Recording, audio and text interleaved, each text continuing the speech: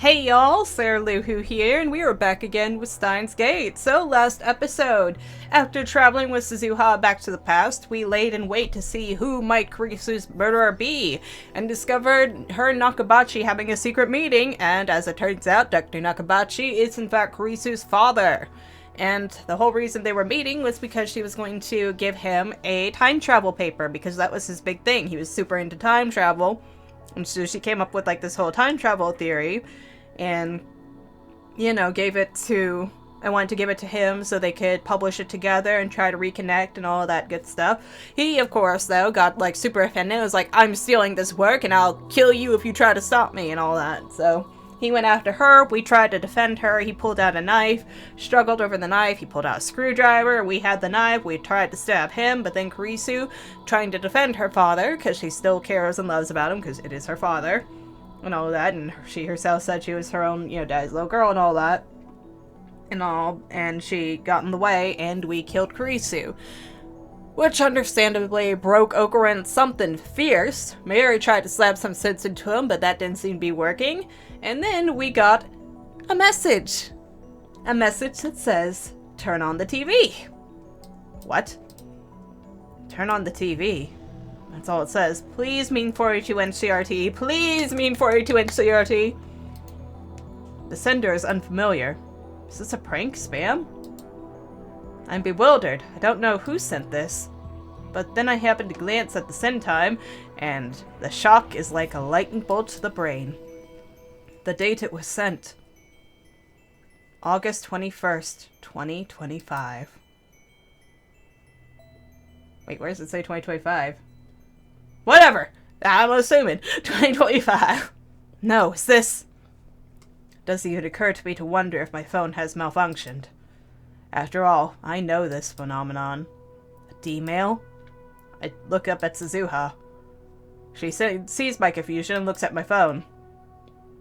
It actually came through, just like he said it would. Judging by her surprise, I guess she doesn't know much. Suzuha leapt from 2036, that's 11 years, after the D-mail was sent. Does that mean it's not related to her? This is coming from future Oki. His plan is in action. What does it mean? There must be something on. Something you need to see. Hey, guys, I brought the stuff. Daru comes back with a convenience store bag, right on time. Fortunately, my phone has TV reception. As soon as I switch it on, I see a news reporter standing in some foreign airport. There's a jumbo jet in the background. Looking closer, I see burns near the plane's tail. The caption says, "Fire on Russian airlines." Russian authorities announced today that a fire broke out on Russian Airlines Flight 801 en route from Narita to Moscow. The flight departed Narita Airport at 11:05 Japan time, but a fire broke out in the cargo hold shortly before its arrival. The flight made an emergency landing at Domo de Dovo International Airport, where the passengers were evacuated. No one was injured. One of the passengers on Flight 801 was a Japanese physicist who had declared his intention to seek asylum in Russia. The screen changes, and the camera cuts to what appears to be the airport lobby. A man is standing there, surrounded by reporters. When I see his face, my breath catches in my throat. Dr. Nakabachi. Dr. Nakabachi, real name Makise Shuichi, made these comments in the press earlier today. I still haven't recovered. Oh wait, no, I still haven't. Okay, just me talking. I still haven't recovered from the shock of murdering Kurisu. The images on the TV seem like something from a dream. Did they say Dr. Nakabachi sought asylum in Russia? I didn't think people still did that in this day and age. I mean, all you need is a passport to travel to Russia. I am delighted to have arrived safely in this wonderful country. My deepest gratitude to the Russian government for accepting me. What happened on the plane? Reading the subtitles at the bottom of the screen. When the cabin filled with smoke, I remained perfectly calm. Some passengers panicked, but they settled down after I gave them a talking to. Nakabachi responds confidently. He certainly doesn't look like a man who could strangle his own daughter.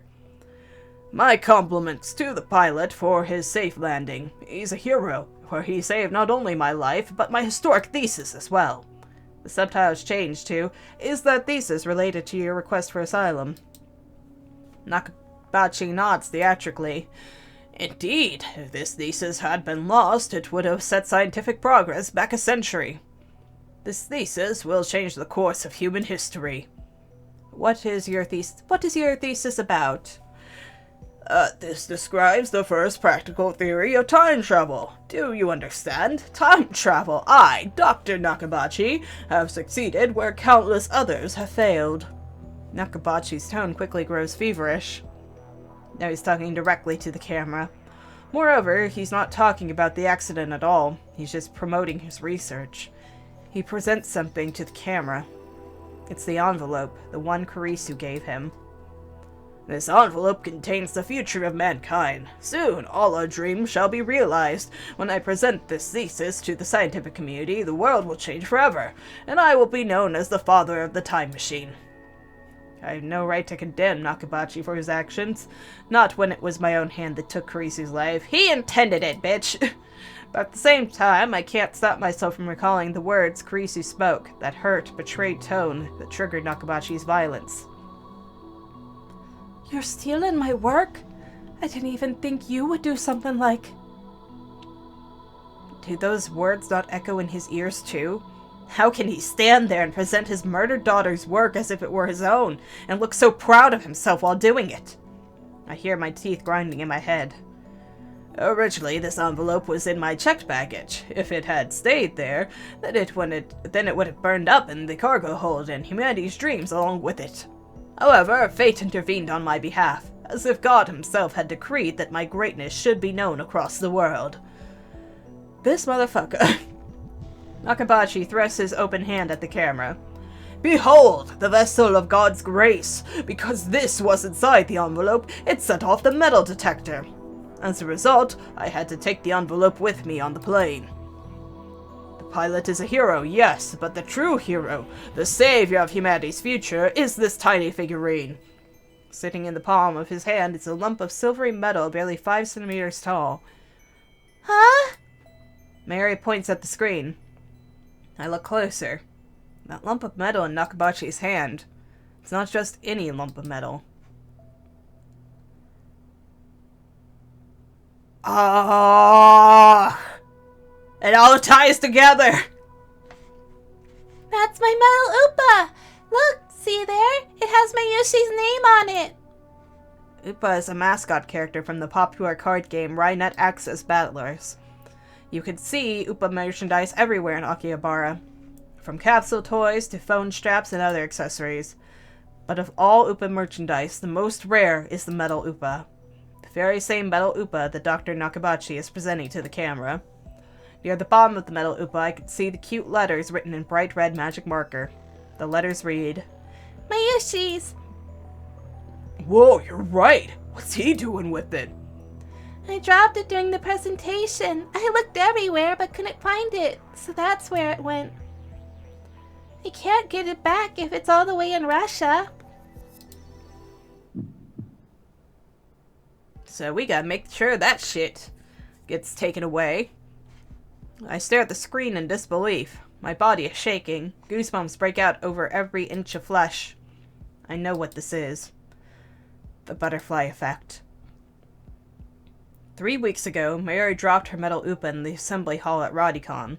That tiny figure, a mere child's toy, went on to decide the fate of mankind. It rescued the Nakabachi paper from the fire. In so doing, it laid the foundation for World War III. Tiniest of things, huh? Suzuha, did you know about this? Suzuha answers with a look of apology. Who sent that email from 2025? Whoever it was clearly meant for us to see the news about Dr. Nakabachi. Sorry. Sorry about what? What is she apologizing for? Sorry for not telling you everything. But we needed you to fail once. You had to experience Makise Kurisu's death firsthand. What? You tricked me? Not exactly. It was part of the plan. At least, that's what I was told. Told? By whom? By you! I'm sorry for making you go through that, Uncle. Tell me what's going on. See for yourself. Suzuha points to the phone in my hand.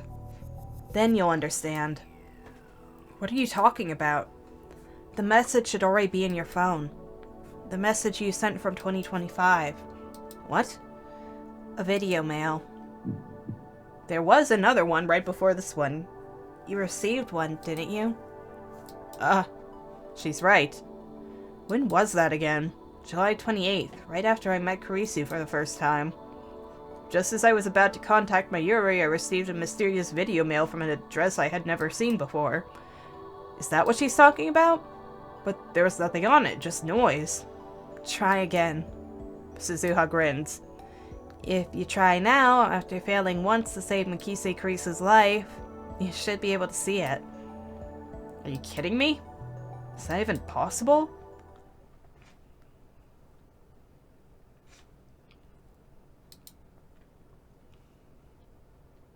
I'm not convinced, but I checked my phone anyway, just to be sure. And there I find the saved video mail. When I checked the sender's address, I realized it's from the same address as the D-mail just now. So they're from the same person, and this person is me in 15 years? 15 years, 2025, the year I die according to Suzuha. I sent this message on the eve of my death, a message to myself in 2010.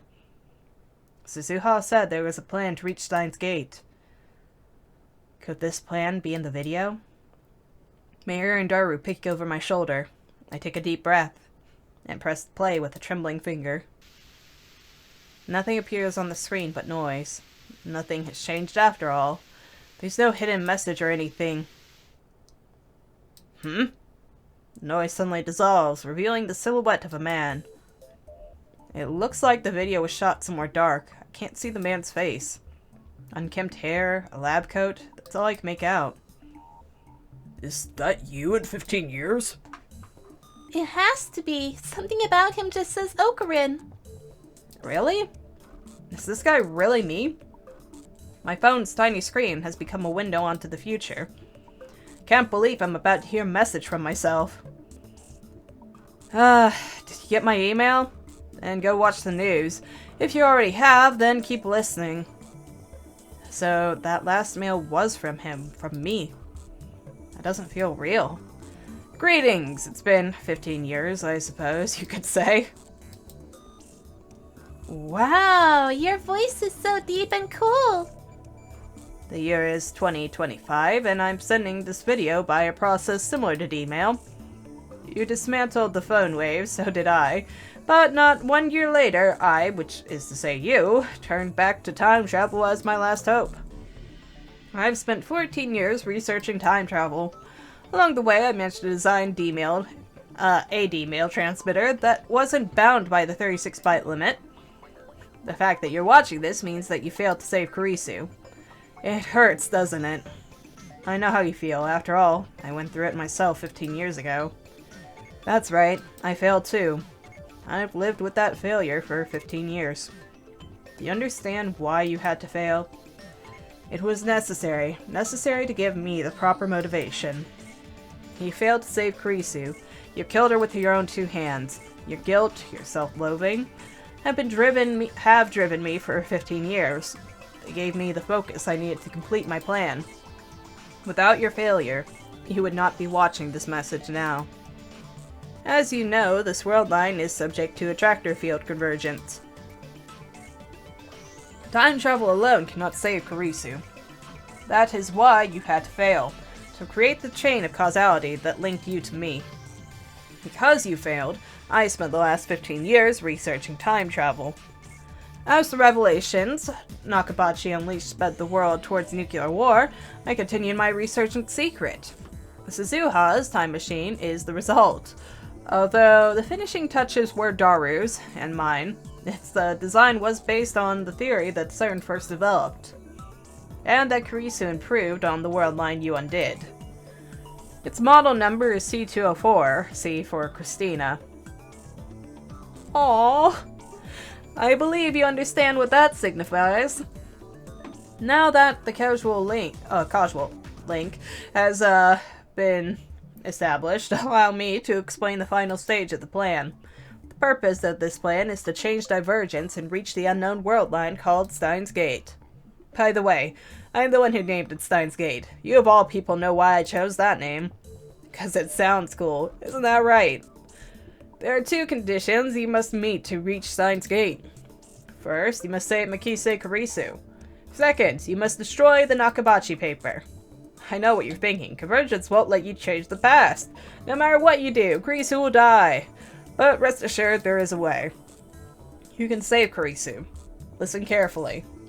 On July 28th, the first you went to Nakabachi's presentation, blissfully unaware of what was about to happen. You must not change what the first you saw. Those events have been established. They are the result upon which this world line converges. However, there is room for deception. You don't understand, I know. Calm down, I'll explain. You're going to deceive yourself. The first you saw Kurisu lying in a pool of blood. If you were to change that fact, it would render everything you have done since, as well as everything that I have done, a paradox. After finding Kurisu's body, you sent a demo, which was intercepted by Ekleon, which tipped off CERN. Recall your experiences on the Alpha World Line. You saw more than just Mayuri's death. You saw Kurisu alive and well. You made her a lab member despite her protests, and together you built the Time Leap machine. It was only 3 weeks, but she was there beside you. Those memories are yours. Those memories are mine. They are the proof that we did not live only on this world line, where Kurisu died on July 28th. You traveled to the Alpha World Line. You met Kurisu and fell in love. You sacrificed the dreams of those closest to you. But still, you fought to give Mayuri a future. For 3 weeks you fought, and now those memories are part of you. If you had not seen Kurisu's body in the hallway at Radicon, you would not have sent that first email, CERN would not have found you. When you encountered Kurisu later, you would not have been shocked to see her alive. You would not have spoken the words that led her to your doorstep. Without those memories, you would not now be willing to travel through time to save her. I would not have spent my life searching for a path to Steins Gate. I would have not recorded this message. Daru and I would not have completed the time machine. Suzuha would not be standing beside you now. You must not reject the 3 weeks you spent drifting between world lines. You must not undo the past. Those 3 weeks made you who you are, a man who would do anything to save the woman he loves. Your desperation made me who I am, a man who was given everything to make that dream come true. This moment would not be possible if not for the memories that you and I share.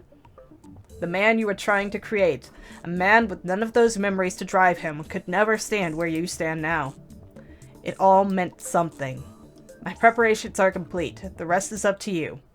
The final phase of Operation Scold will now commence. Your mission: change the outcome without changing established events. You saw Mikise Kurisu lying in a pool of blood. That has been established. But at the same time, only that has been established. Deceive yourself. Deceive the world. That is the choice which will lead you to Steins Gate. Good luck, mad scientist. L. Psi. Kongru. Peace out, Futuroki. We love you, man. And with that, the video ends. Mayuri and Daru looked dumbfounded. They obviously didn't understand a single word. I, however...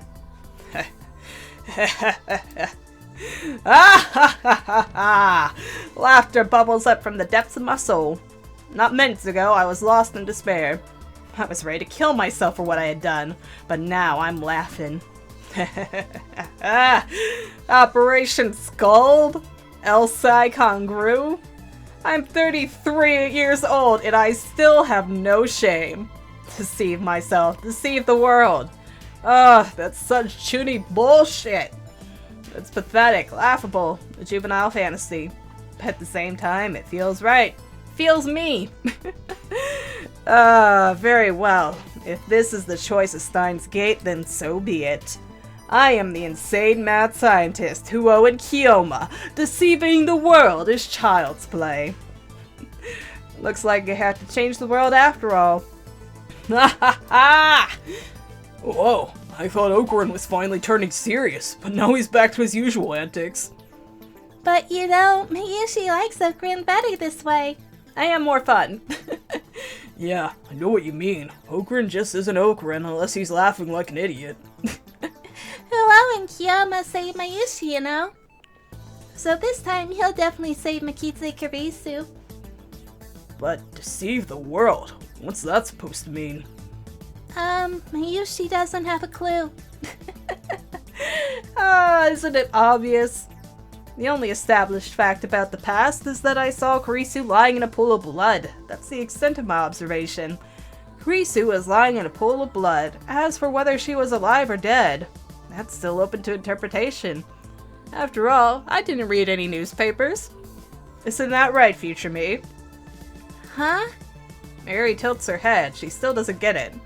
For example, just think of it like this. Kurisu was merely unconscious, and the pool of blood was just a coat of red paint. Oh, is that what happened? It might be what's about to happen. Mary's eyes open wide in wonder.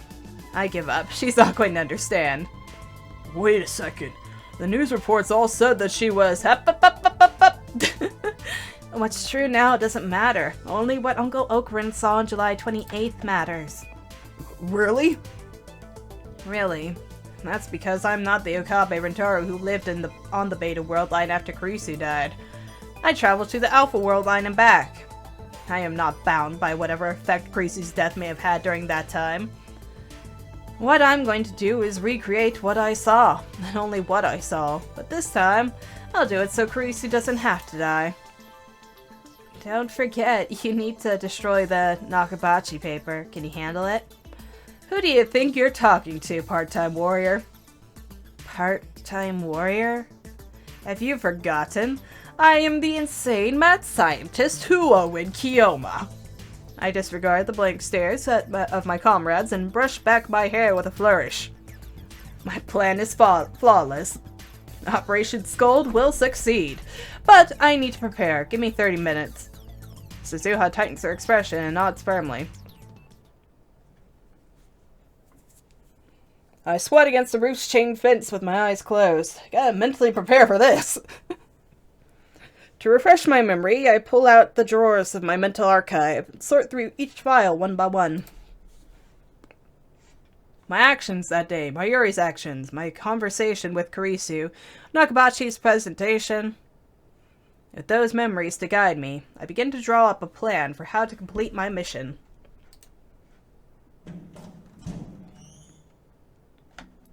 Okurin, I got the stuff. So what all did I need? I open my eyes once I hear Mayuri's voice. Then it's time.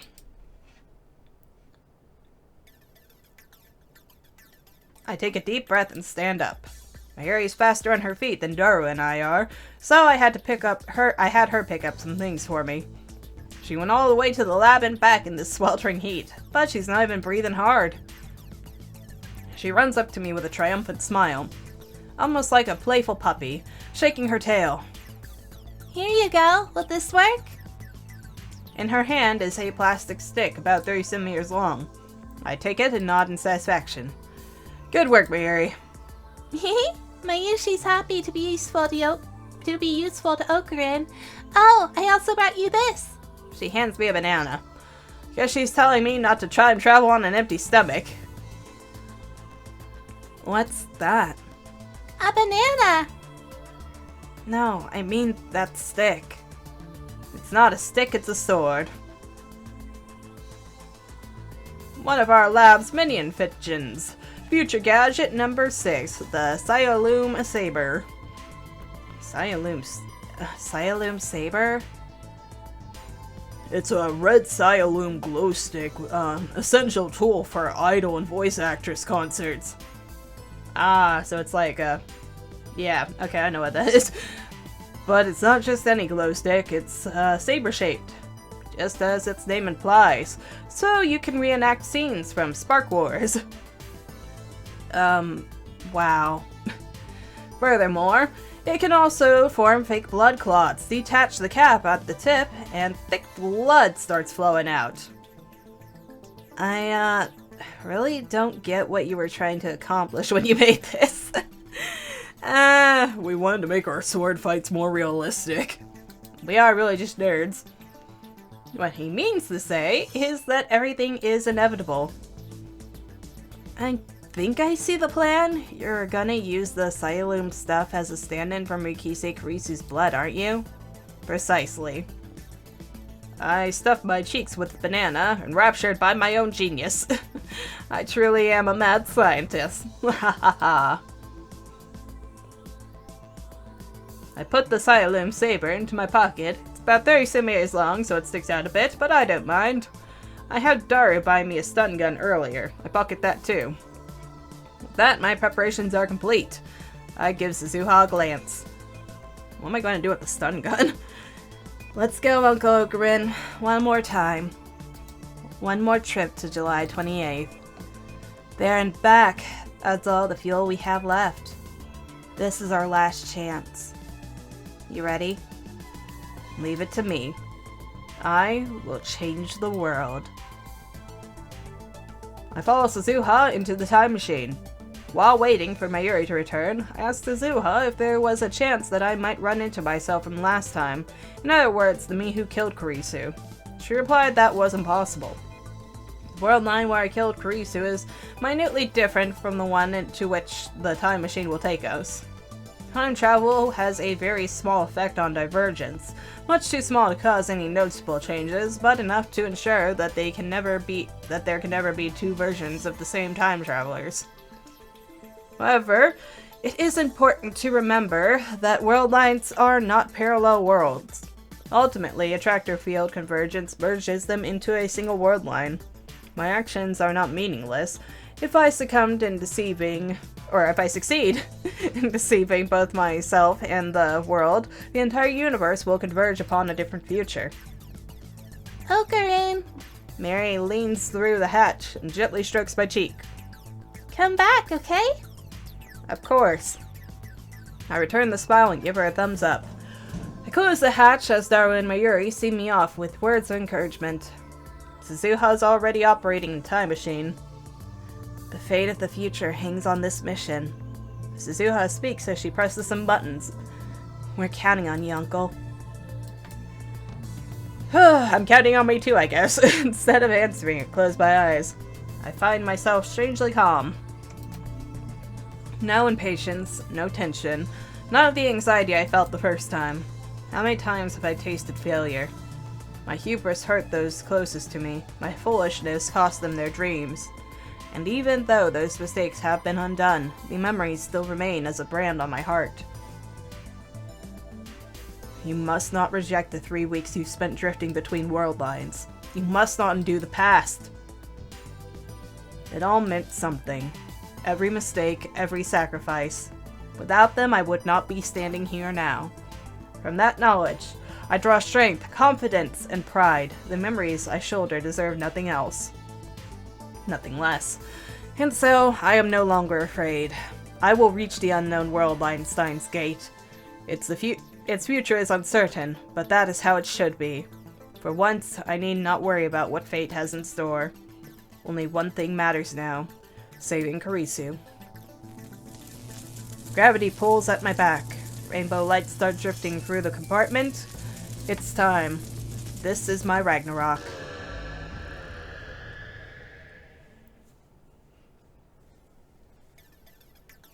I exit the time machine onto the familiar rooftop.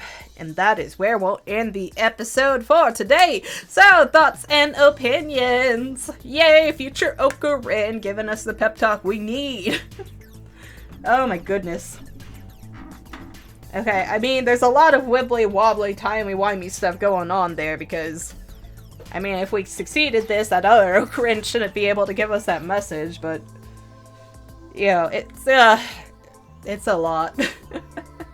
It's a lot that came up with what led us to this. And so it's a very weird thing, because it's not really... I guess that there is a bit of a divergence there, which is probably how he's able to speak to us, but that's a lot of confusion right there about how that entire message situation is going down any kind of way. But I'm glad we finally had the confidence. I'm glad things are going to work out. Also, this should have worked with Mayuri as well if we had just faked Mayuri's death. Because that would have made things a hell of a lot easier on us. But I guess it's the fact that we, you know, actually knew Mayuri died and all that, where with the Kurisu thing, I don't think we ever, you know, touched or approached her body or anything, and that's where, like, the core of it lies. Is that while we perceived her as dead, we never actually got the real confirmation that she was, if I'm understanding this correctly. Which, I don't know, time travel weird, but yeah, that's the only reason why we have a chance to fix everything. Is because we, you know, weren't close to her and she was a stranger. And so much happened to change that.